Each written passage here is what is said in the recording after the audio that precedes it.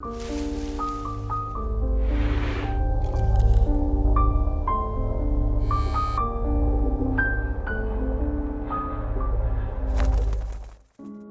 guys, it's Maris. Welcome back to Harpies in the Trees, where I review horror books with a supernatural focus. So it's the first week of February, which means this is a great time to talk about what's coming out in March and April. I did try to find, of course, everything supernatural, but I didn't find a ton of spooky stuff that interested me personally. So I did throw in a few extras in there. So it's going to be a little bit of a mixed bag this time. And I actually have one anthology to talk about. I'm really enjoying the process of trying to find new stuff because it's actually also helping me sort of like keep up with, like what's coming out. In the last release video, we talked about Cassandra Caw's Nothing But Blackened Teeth novella, which was coming out. And that book sounds really, really cool. I still want to get it. And it's funny because I've just been seeing like these mixed reviews about it. Like some people have really loved it and some people just not really into it. So I'm really, really curious now. I love it when it's sort of 50-50 like that because I'm curious as to what group I will fall into and to see exactly what the disparity is about. I hope I can get that book soon. I actually tried to buy it, couldn't because the publisher didn't ship to Germany. So hopefully it comes my way somehow. So let's get to these books. We have 7 to talk about. Yeah, let's begin.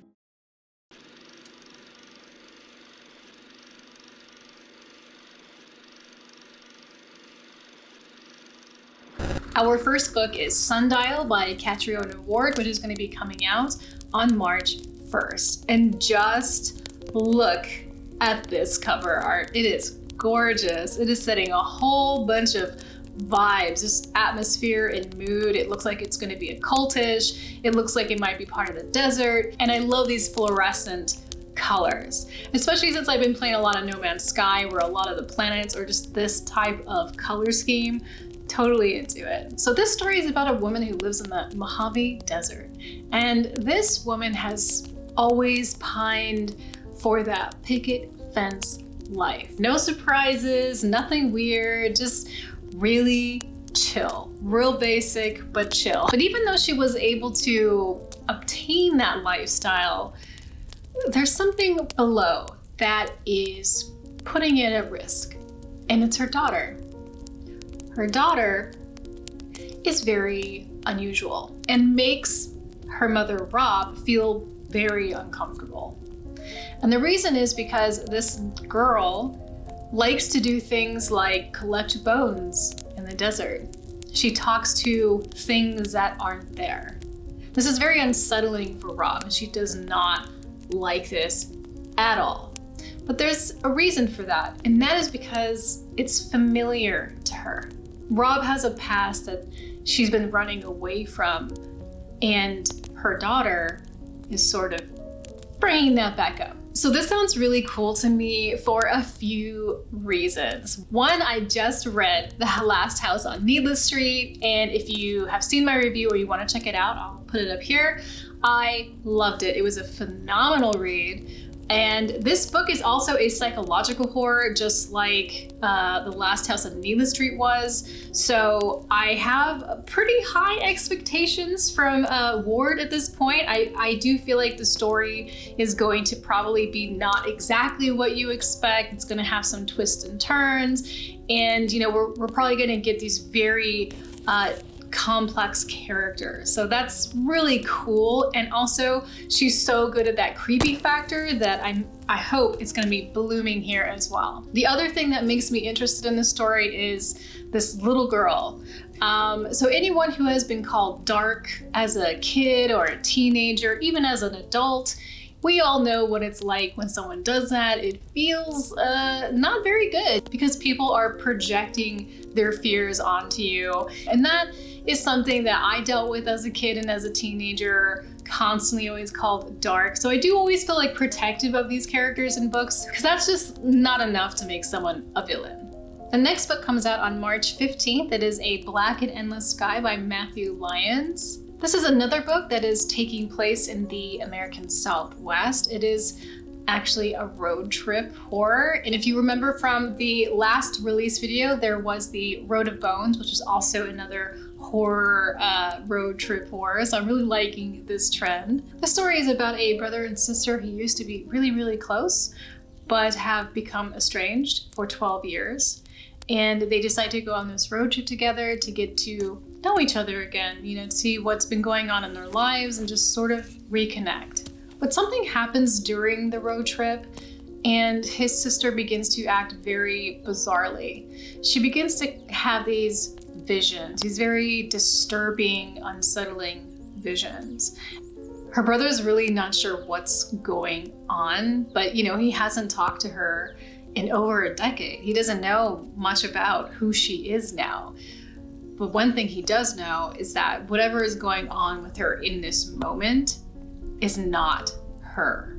So I love the road trip setting because you are trapped. You know, you're trapped in a car together.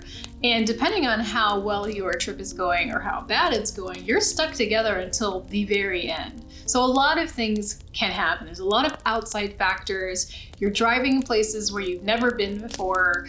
So there's just a lot of opportunity for things to get weird. I do assume that they're going to be talking a lot, so I would expect the dialogue to be really, really good. The Ravenous Dead by Darcy Coates comes out on March 15th. And this is the Gravekeeper series number 2. If you remember, the first one is the Whispering Dead, and it features a character named Kira, who ends up at a cemetery and sort of procures a job there to take care of the graves. But she also has this ability to speak to spirits, so she's maintaining, I guess, the spirits there as well. But in this follow-up to that, she is still at the cemetery, but there is this new menacing spirit. And this spirit was a serial killer when he was alive. This character is pretty full of rage and anger, and he has honed in on Kira. I love this setup of a woman working as a groundskeeper at a cemetery. I would probably love to do that. But she can also speak to spirits, which makes it probably a really interesting workday, like every single day, right? But I really love this addition of the serial killer ghost because to me, one of the creepiest and scariest kind of ghosts are people who used to be serial killers.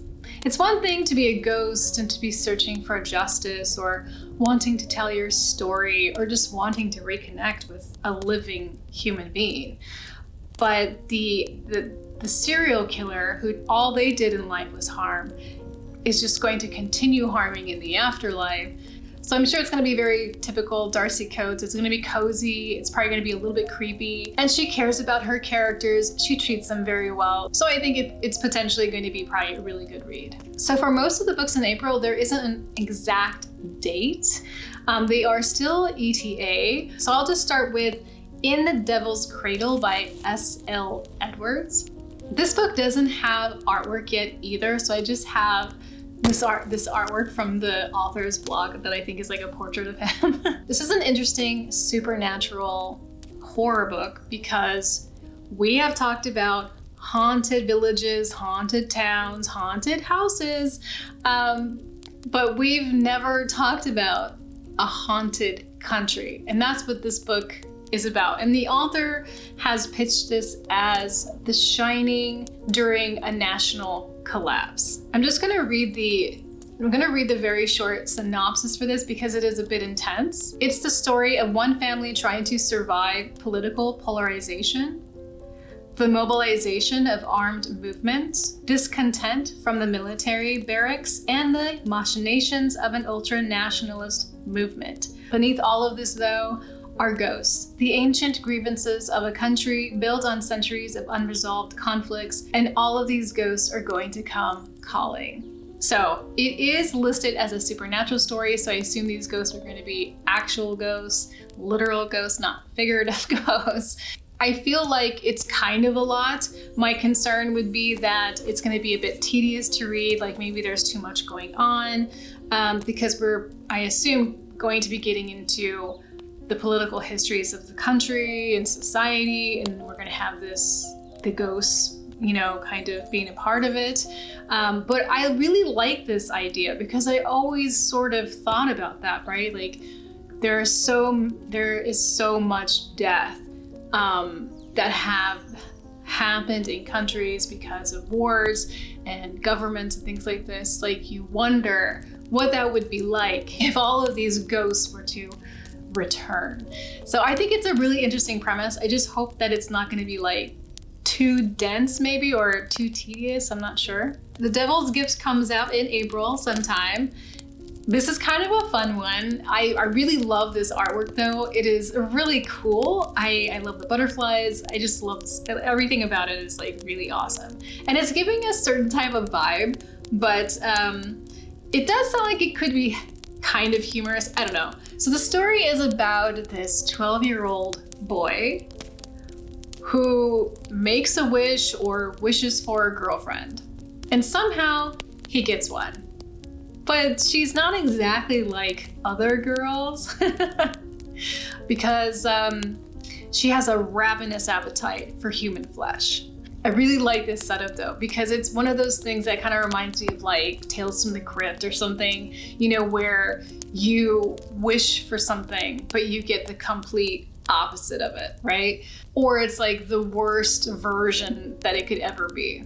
I imagine in my mind like this kid trying to keep her from eating his family and his friends and everyone at school or something, and just like how, you know, how crazy would that be? It definitely reminds me of when I had this cat like a long time ago, and I had rescued her from the street, like literally from the street, plucked her up from Crenshaw Boulevard, okay? And she was always a little weirdo. But when I had her as a kitten, she was like crazy. She was insane. She chewed up every single wire that existed in my apartment. My headphones, my phone charger, just everything. And there was like really nothing I could do to stop her besides keeping all of the wires away from her. But I would come home and like, you know, the 10th time I came home and saw some wires eaten up, I was just like, oh my God, I don't know what I'm gonna do with you. And that's kind of how I imagine this like situation.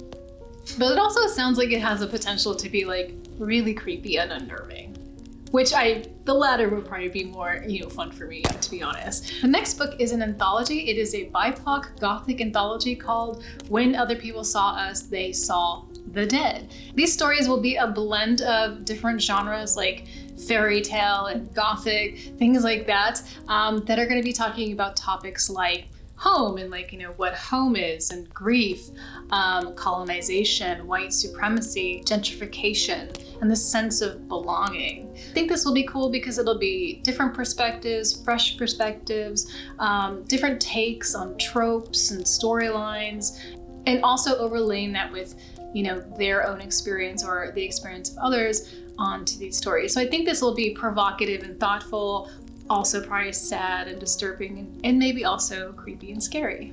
The very last book I'm going to talk about is The Fervor by Alma Katsu. Really love this artwork, really gorgeous, beautiful. I love the color scheme and everything, and just kind of how she's standing. It seems very lonely and desolate. So this book, the setting is during the 1940s in a Japanese American internment camp, and there's a woman who is in this camp, a Japanese American woman, who is witnessing an outbreak of disease within the camp. But there's something like kind of off about the disease. It doesn't really make sense why it's there and why it's happening and, you know, what it is. So she's trying to figure out what's going on. And of course, what's happening is not exactly what it seems to be, because there is something supernatural going on, something demonic.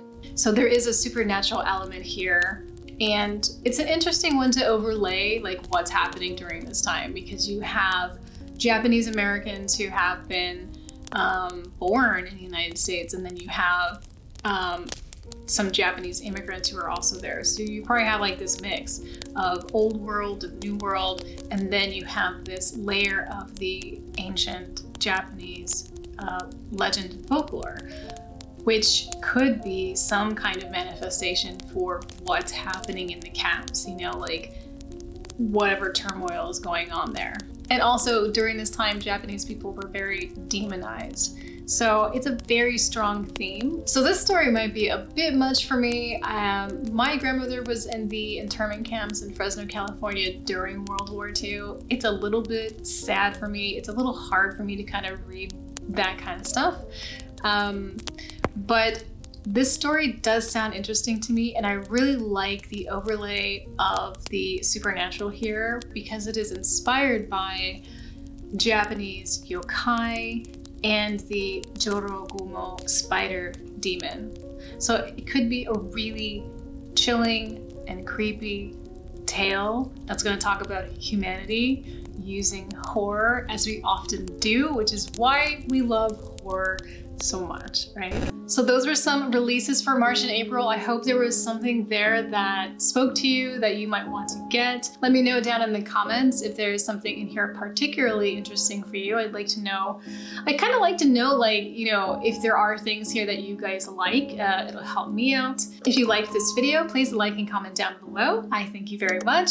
And if you'd like to get more videos from me, please subscribe. Other than that, please take care of yourselves, look out for each other, and I will talk to you